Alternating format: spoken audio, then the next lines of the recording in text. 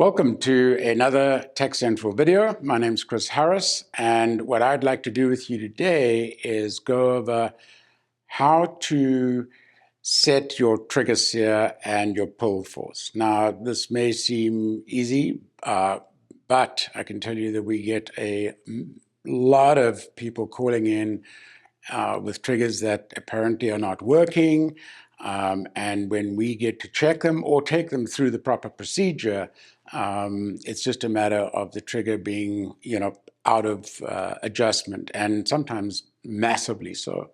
So I'm going to use just an action here to make it easy, and a Revington 700 compatible Bix'n Andy Competition Trigger for the purpose. And all we're going to do today is set pull force and then the sear. So with that said, what we're going to do is get into some detail. In the Bix'n Andy trigger, I'm just going to use a T6 Torque 6 wrench.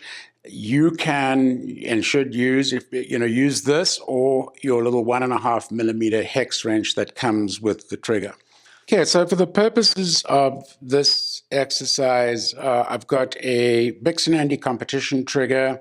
This trigger is capable of going all the way down to 5 grams and up to, if you really want to take it there, 2 kilos or 4 pounds.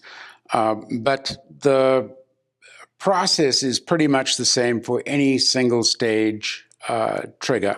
So if we look at this trigger, they're essentially just two adjustments. There is a force adjustment that's in the trigger shoe, so there's a spring behind this set screw that will adjust the amount of pull force. And then up front here, we've got buried, under this hole, a little set screw that's going to adjust our sear engagement. So as I said, the very first thing we do, right, is we set our pull force first. So assuming that, this would be the comfortable weight, maybe I want to just get a little bit more on it, like that. So that's my pull force, and you can go along, obviously, and measure that to make sure that you've got enough force there.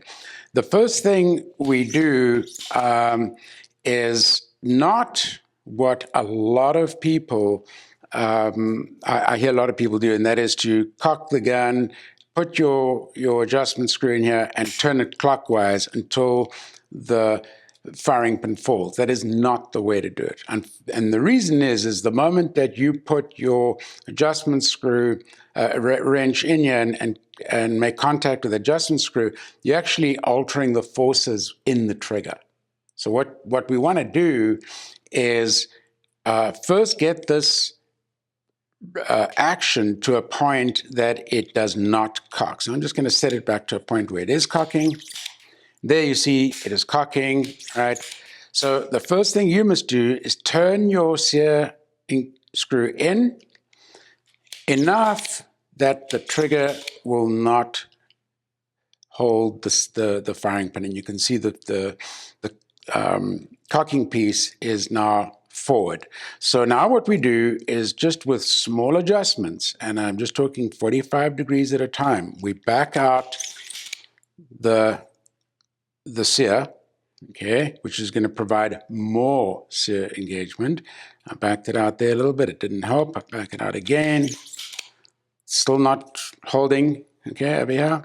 So I'll back it out again a little bit. Just take it slow. So now we have engaged, all right?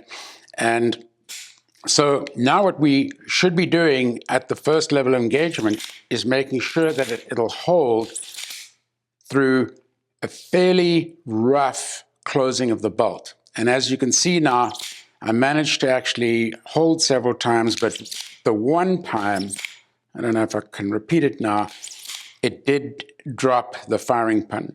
Now, I'm obviously closing this action probably a little bit more roughly than I would in a competitive environment or hunting, but nevertheless, the fact that it failed once is a little unsafe for me. So what I want to do now is literally just move this like maybe just a 1/16 of a turn out, okay?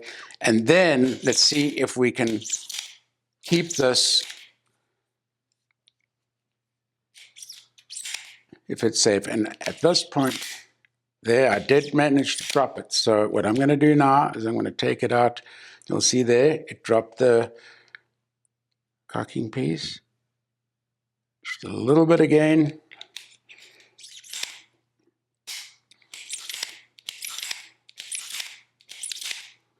And it is held every time now.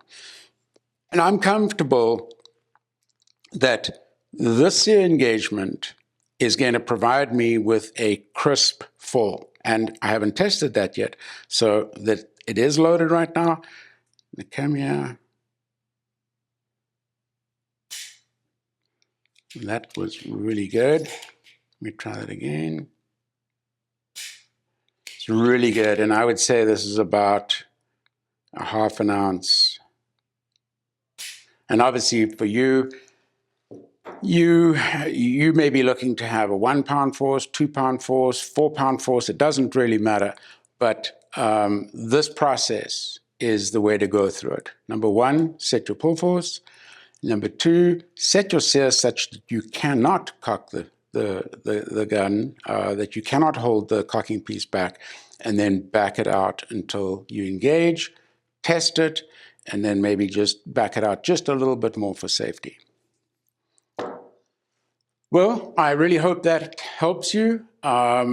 We can and probably will do some videos in setting more complex triggers, for example, like 2-stage triggers.